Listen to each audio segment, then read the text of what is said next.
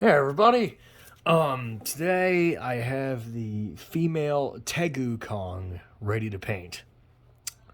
If everybody was wondering what a Tagu Kong is, it's specifically the Joe DeVito version of King Kong, which in his story, pretty much Kongs are a species, which I think they're a species in every iteration, but my point is they're a species that was brought to Skull Island via boat by these two tribes that pretty much fight each other in a tournament every so odd years using the Kongs.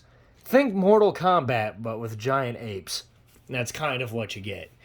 Anyways, so they take the Kongs or they end up taking the Kongs to different islands to let them graze, as they put it. I'd say forage is more accurate, but to pretty much feed. And a storm happens, and they end up washing up along Skull Island. And from that point on, it's pretty much just a fight for survival.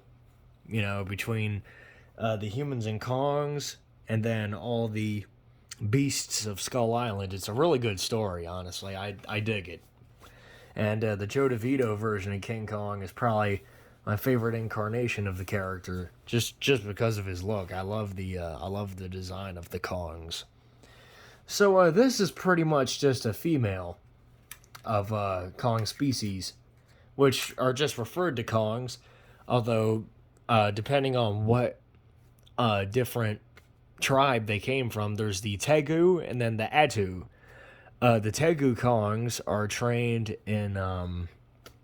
They're pretty much trained with a specialized trainer that works with them and teaches them how to fight, and they eventually become loyal to to said trainer. While the Atu, pretty much, they instill fear in their Kongs. They pretty much beat them down, abuse them, and kind of like how some people train dogs, or actually how elephants are trained a lot of the time in circuses. They break them mentally, and then they send them out to fight.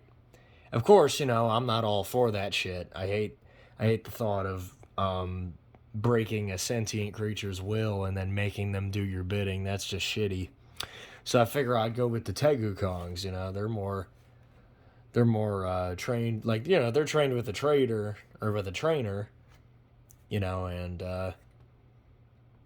pretty much like they're showing loyalty, trust, and then a reward system more or less. Like they do this, they get that, that kind of thing. That and the Tegu Kongs use smelling salts. It's like some sort of smelling salt that helps them calm down, or it could also send them into a blind rage. Um, so there's that too. It helps them stay level-headed during or after and during the fights. This female is not any specific individual from the comics. It's more just a female of the species. One thing I was interested to learn about the Kongs in that world is that uh, they have very little sexual dimorphism, which surprises me quite a bit because apes in general have usually quite a lot of sexual dimorphism.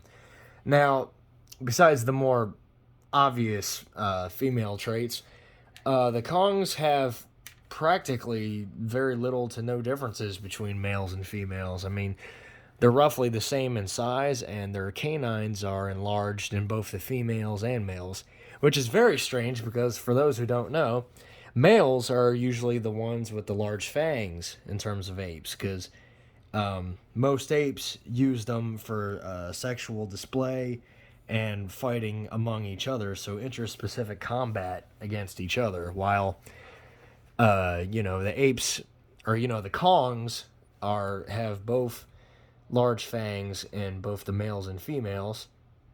Um, I'm assuming just because, one, their environment, and two, the fact that they were bred to fight each other. But who really knows? And then, like I said, there's obviously the more how do you say? There's the more obvious differences between males and females. But besides those obvious differences, They're almost the same in terms of build, like size, height. Some females even get bigger than the males. It's definitely interesting, but you could explain this just because hey, they were bred. You know, they were bred to fight, and then the fact when they finally got onto Skull Island and they had a breeding population there, um, you know, I mean, they're pretty much constantly or damn near constantly under siege on Skull Island, so nothing really changed there. They're omnivores, which is very fascinating. You know, they eat a lot of the dinosaur species from Skull Island, along with the fruits and plant life. Pretty much everything they eat mostly everything.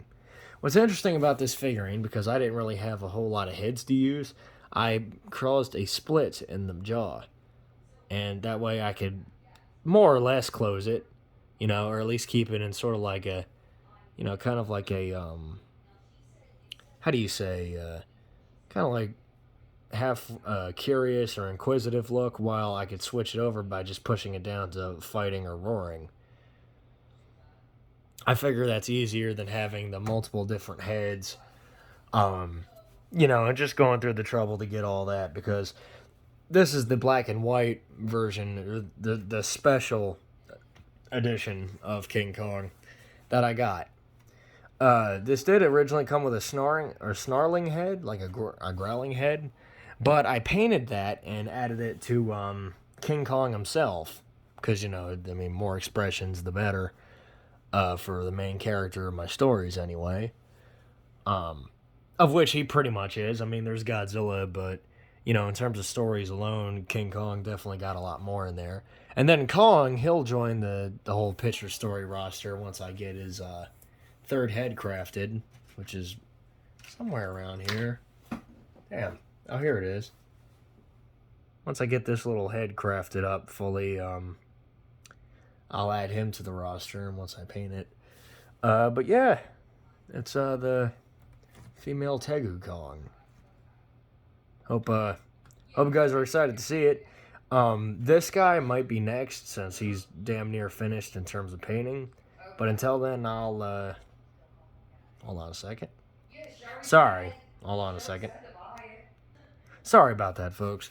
So yeah, honestly, this guy might be done in terms of being painted before the female Kong is. I'm not really sure.